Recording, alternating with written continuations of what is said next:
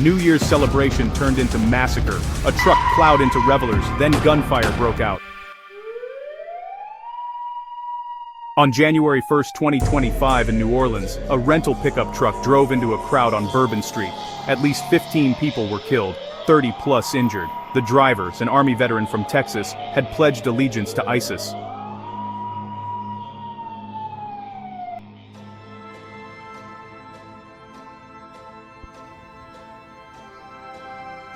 Authorities found pipe bombs, an ISIS flag in the truck, and online videos where the suspect expressed desire to kill. The FBI is treating it as domestic terrorism.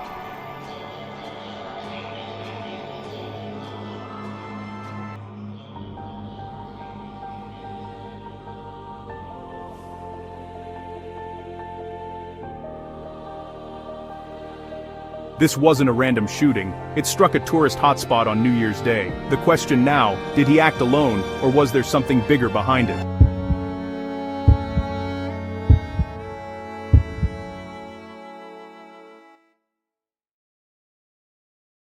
From celebration to terror in seconds, subscribe to Mystery Vault for the real stories they don't want you to forget.